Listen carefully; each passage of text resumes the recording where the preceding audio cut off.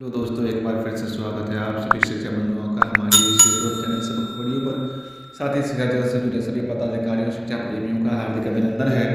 शिक्षक साथियों, आज हम बात करने जा रहे हैं शिक्षा जगत से जुड़ी बहुत बड़ी खबरों का, जिसमें कई खबरें हैं। चलिए हम बात करते हैं पहली खबर के बारे में कि जिस स्कूल के शिक्षक बने उस स्कूल को 20 वर्षों से नहीं देखा।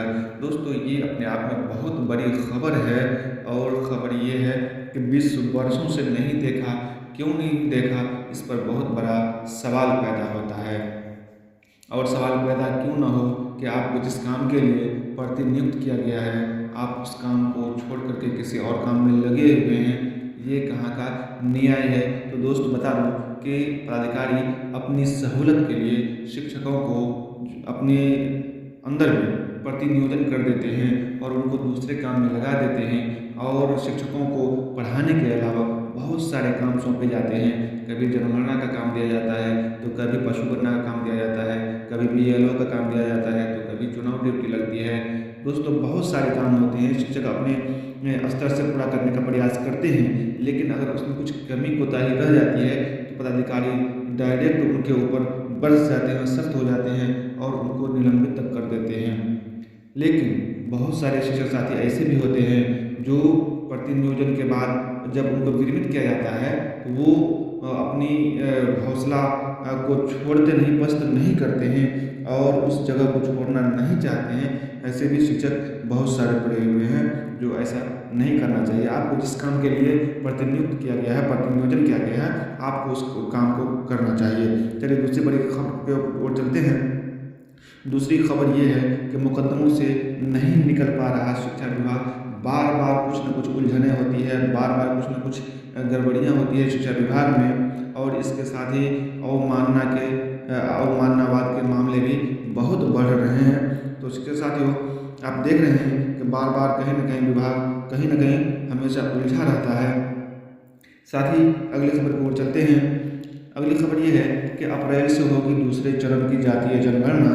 तो शिक्षक साथियों, पहले चरण जिसमें आप प्रगणक या पर्यवेक्षक के रूप में या मास्टर ट्रेनर के रूप में प्रतिनियुक्त थे, और पहला चरण समाप्त हो चुका है, लेकिन अब दूसरा चरण जो है स्टार्ट होने वाला है, वो अप्रैल से होगा और इसके लिए आपको तैयारी करनी पड़ेगी। चलिए इस पर हम स्पेशल रूप से एक वीडियो बनाने का प्रयास करेंगे और इसको विस्तार से बताने का प्रयास करेंगे कि दूसरे चरण जो शुरू होगा वो किससे हो, कैसे होगा। उसका प्ले स्टोर से आपको ऐप डाउनलोड करना होगा, उसमें जो है पासवर्ड और यूज़र आईडी दिया जाएगा। उसके सहारे आप पासवर्ड को और यूज़र आईडी को इस्तेमाल करके मोबाइल के प्ले स्टोर से आप उसको डाउनलोड कर लेंगे, जातीय जनगणना के ऐप को, और उसके बाद काम करना है। चलिए अगली ओर चलते हैं, अगली खबर की तरफ। अग्निवीर भर्ती में पहले ऑनलाइन परीक्षा होगा। पहले ऐसा संभावना नहीं था, लेकिन अब इस तरह के मामले सामने आ गए हैं।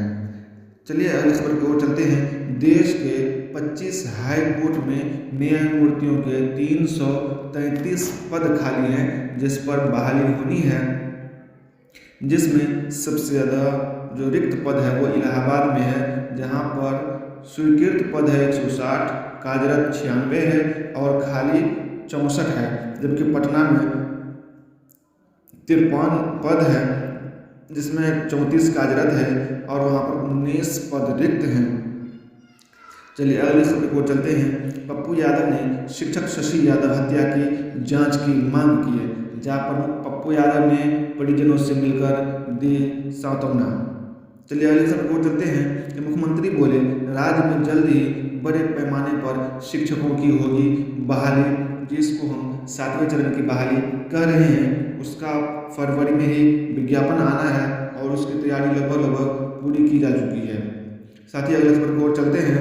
दोस्तों अगली खबर यह है कि HM का प्रभार नहीं दिए जाने को लेकर BO को आवेदन दिया गया है, और इस तरह का मामला बहुत सारे स्कूलों में आ रहा है और इस पर DO बहुत ही सख्त होते जा रहे हैं। DO और DPO स्थापना जो है बहुत सख्त हैं, और यहाँ पर जो है आप देख सकते हैं बड़ी खबर है कि BO को 3 दिन में देंगे घोषणा पत्र।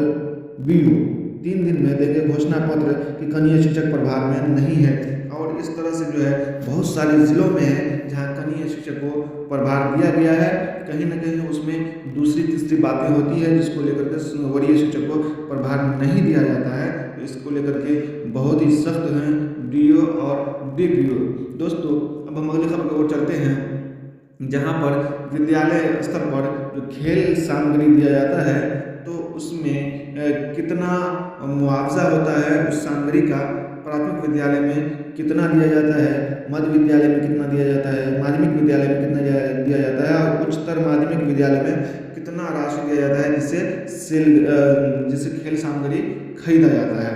तो बता दें कि प्राथमिक विद्यालय में 5,000 रुपये की खेल सामग्री दी जाती है, वहीं मध्य विद्यालय में 10,000 रुपये की खेल सामग्री दी जाती है, माध्यमिक विद्यालय में 25,000 रुपये की खेल सामग्री दी जाती है, वहीं उच्चतर माध्यमिक विद्यालय में 25,000 रुपये की खेल सामग्री दी जाती है। और इस तरह से हमारे खबरों से जुड़े रहने के लिए हमारे चैनल को सब्सक्राइब कीजिए, वीडियो को लाइक कीजिए और शेयर कीजिए। बहुत बहुत धन्यवाद। मिलते हैं अगले वीडियो में।